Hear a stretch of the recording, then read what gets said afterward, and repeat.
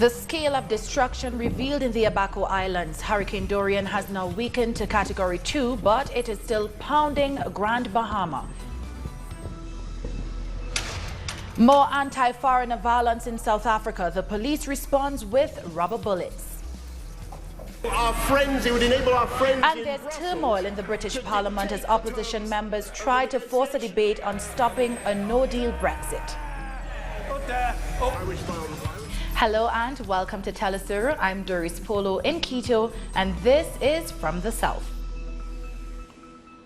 Hurricane Dorian has weakened to a Category 2, but it has grown in size as it continues to pummel Grand Bahama Island. While 5 people have been confirmed dead, the government has announced that the death toll is expected to rise, and some children are among those killed. The past 24 hours have been pure hurricane hell for the people of northern Bahamas as Dorian continued to lash the islands, leaving behind unprecedented devastation. The images and videos we are seeing of people trapped in their homes as floodwaters seep in are really heartbreaking. At least 13,000 homes are estimated to have been destroyed or left severely damaged. Authorities have urged people to find flotation devices and use hammers to break out of their attics if necessary. There are also prolonged power outages in the capital, Nassau. I have heard from a number of world leaders, including a number of heads of governments from CARICOM. All CARICOM leaders have been calling throughout the day and throughout the night. Just recently, this morning, the president of Haiti, Maurice, has called, wishing the Bahamas the best. And whatever Haiti can do, they would be most certainly available. We are also in touch with a number of other foreign governments and international agencies, my fellow Bahamians and residents. I pledge to you that your government will bring to bear every resource possible and all of our collective energy to assist those in the devastated and affected areas. On the Bahamas Abaco Island, where the hurricane first hit on Sunday, a community called The Mud, a shanty town of Haitian migrants, was virtually obliterated by the storm. It is feared many may have died there. A video shot from a passing car shows Dorian's devastating impact. Roofs torn off, houses flattened, wiped clear off their foundation. Over 20 people injured on Abaco have been airlifted to a hospital in Bahamas' capital, Nassau. The U.S. Coast Guard sent in helicopters to evacuate the injured for urgent care. The storm has forced the closure of some airports in Bahamas, Marsh Harbor, South Bimini, North Eleuthera, and Grand Bahama International. Families are still frantically searching for their loved ones in Abaco. They're being told to register with NEMA for assistance. In order to assist relatives in finding whomever they think are lost out there, go to NEMA Bahamas Facebook page, look for a link, Find Me NEMA, log on to the link and fill out 5 questions and send it back to us so we can help find those who are lost.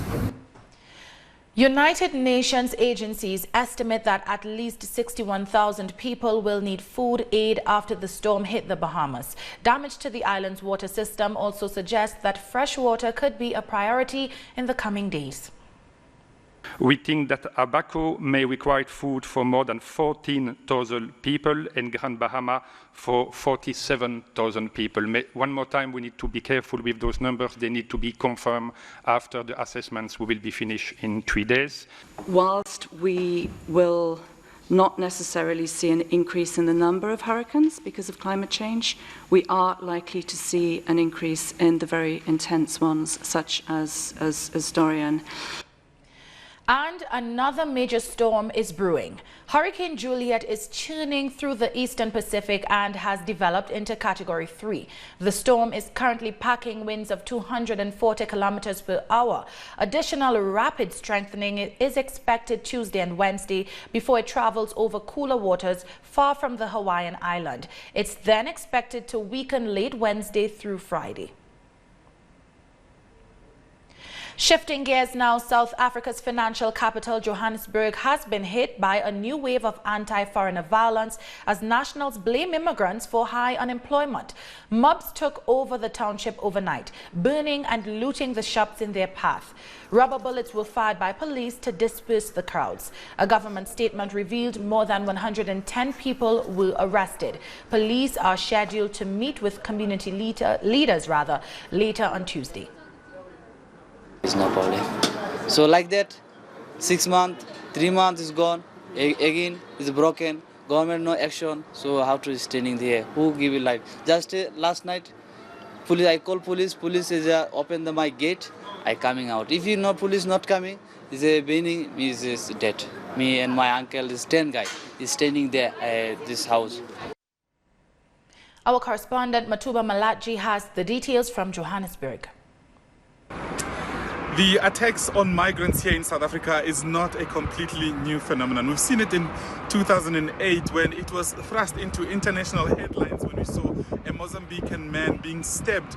And that image remains with many people who want to visit South Africa. But fast forward to 2019, we are seeing similar events unfolding in Pretoria, the capital city, and the economic capital city of the country, Johannesburg, where shops owned by migrants have been targeted, and most of them have since been shut down, fearing the violence that's been ongoing for the past few days.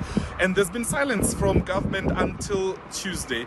That's when President Cyril Ramaphosa broke his silence and condemned the violence, especially targeted at migrants here in the country, and calling for calm. The defense minister has joined the president, calling for copycats, people who are spreading this similar violence or similar acts of violence in other parts of the country, and insisting that the intelligence of the country is still intact, even though all the police have been doing since these incidences have been erupting. They have not been preemptive, rather, but they've been reacting to what's been happening, and they have not been able to quell any of the violence in time to stop the damage that we see in Johannesburg and in Pretoria. Police Minister Begitele has also said that he will redeploy more police officers. Actually, in fact, as I speak, there's a police helicopter right behind me patrolling and trying to see the hotspots of violence here in Johannesburg.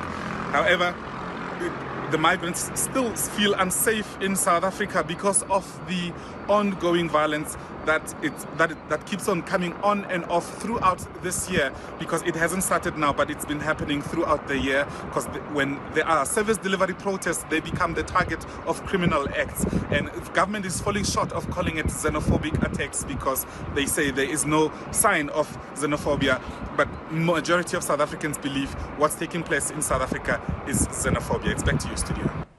Our correspondent Matuba Malachi with that report.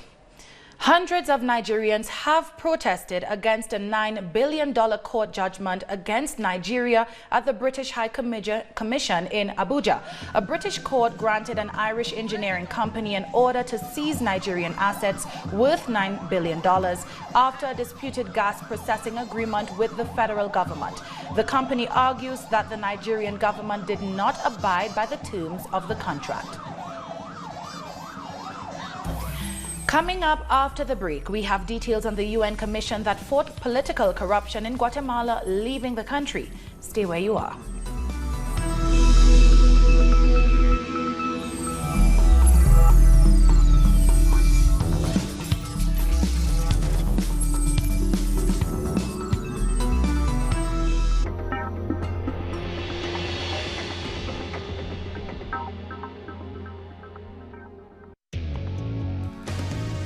A review of the world news that investigates, incites analysis, and induces criticism, because every event has a context. Pusimos el punto en I. Dot in the eye. Saturdays, only on Telesur.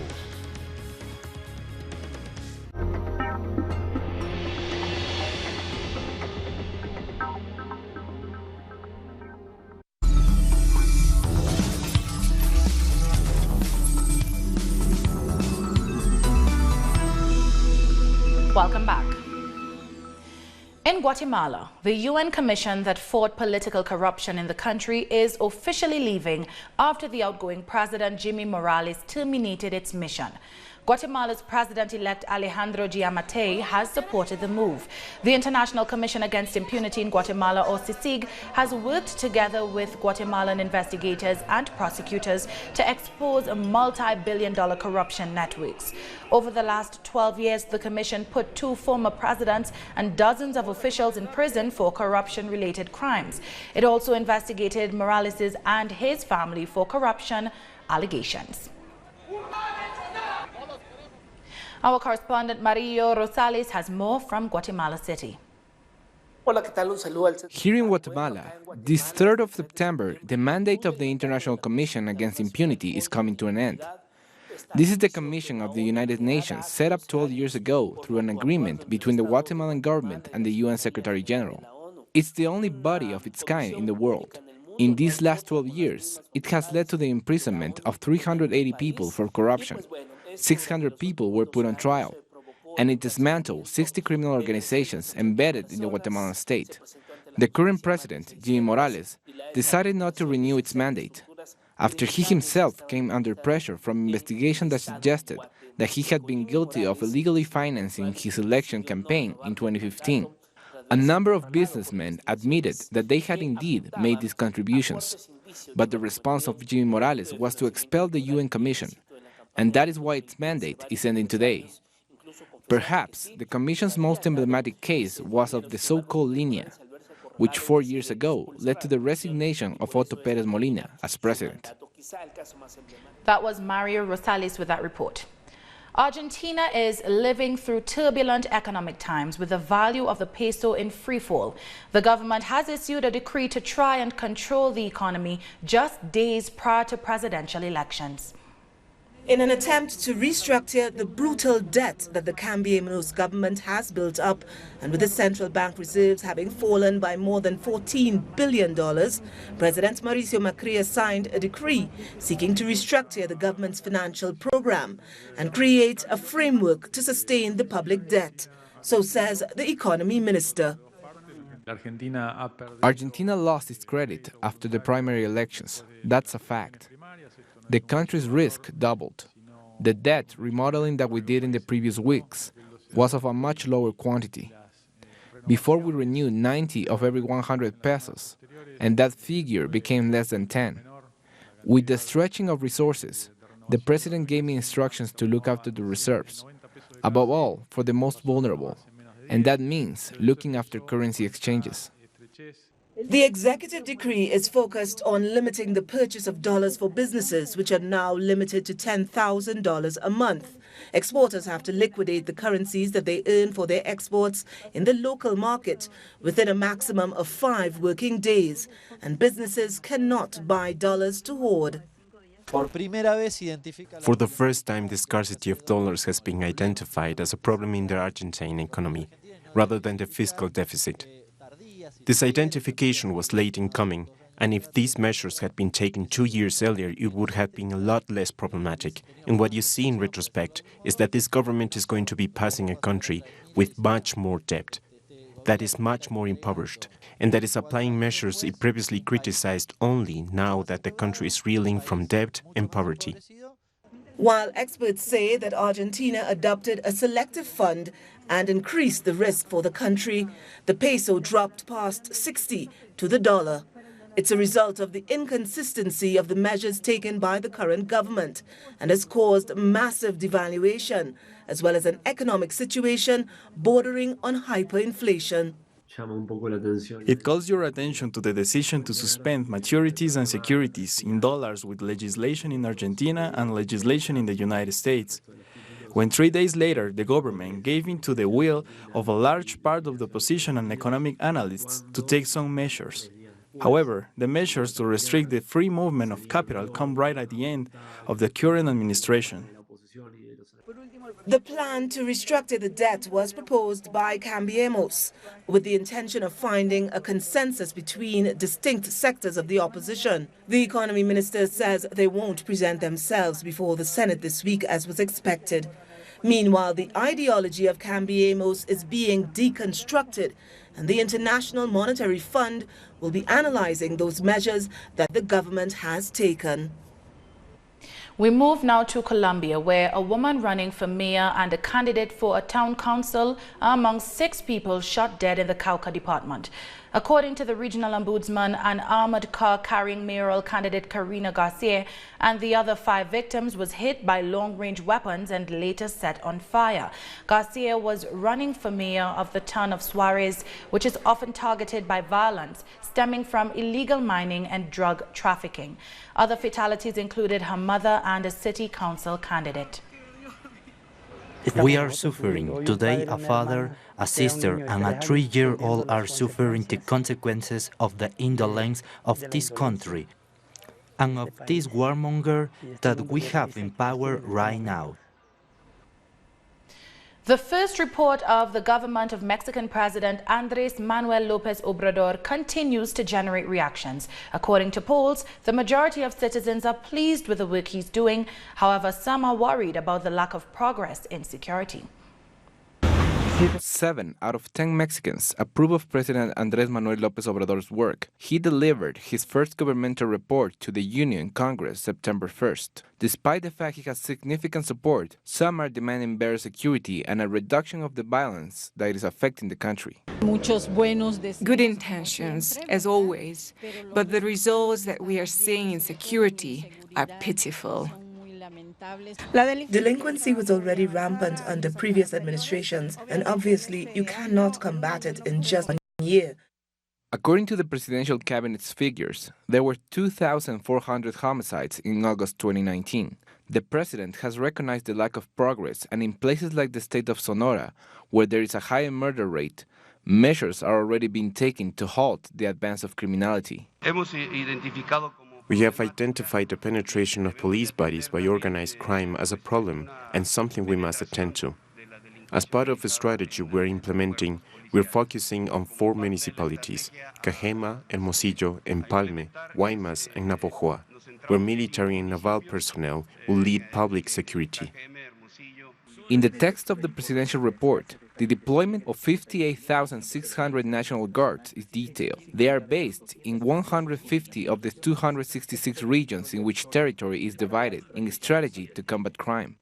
They are trying to give a policing role to a military body, to give it a vocation beyond combat, instead to the fight to prevent crime and the identification and capture of those responsible. The challenge for the current government is deploying 140,000 guards across the country in order to guarantee security for citizens and reverse the figures inherited from previous administration in the neoliberal period. The current government has decided to change the means of combat to an integral policy of justice, peace, and citizen security. Unlike the military strategy taken by Felipe Calderón and continued by Enrique Peña Nieto, López Obrador has said that he will not tolerate any cases of torture or rights violations against civilians. Additionally, he committed to giving the necessary resources in order to support the search for disappeared people, as well as protection for journalists and human rights defenders. What resignation? Hong Kong's chief executive denies intending to step down. We'll have details in a moment.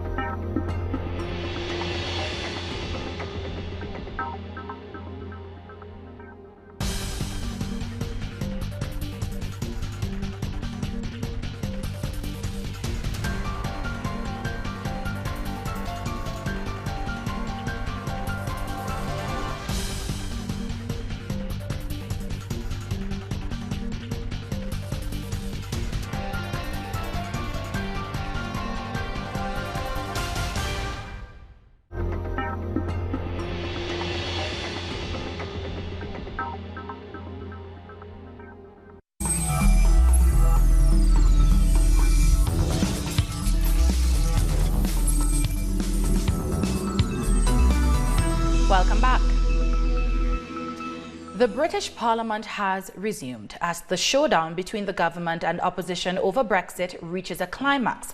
Prime Minister Boris Johnson previously warned MPs that he would seek a snap election if they tied his hands on Brexit. Members of Johnson's own Conservative Party are preparing to join opposition lawmakers in a vote to try to force a delay to Britain's exit from the European Union. That is, if he cannot secure a divorce deal with Brussels in the next few weeks. Conservative MP Philip Lee defected to the Liberal Democrats during Johnson's speech to the House of Commons, leaving him without a working majority in Parliament. The Prime Minister said if lawmakers pass a law to block a no-deal exit, they would destroy negotiations. The country wants this done and they want the referendum respected. We are negotiating a deal. And though I am confident of getting a deal, we will leave by October the 31st in all circumstances. There will be no further pointless delay. This House has never before voted to force the Prime Minister to surrender such a crucial decision to the discretion of our friends and neighbours overseas. Because what this bill would mean is that unless we agree to the terms of our friends and partners, they would be able to keep us in the EU for as long as they want and on their terms. And I urge, therefore, this House to reject this bill tonight so that we can get the right deal for our country, deliver Brexit and take the whole country forward. And I commend this statement, Mr. Speaker, to the House. Thank you.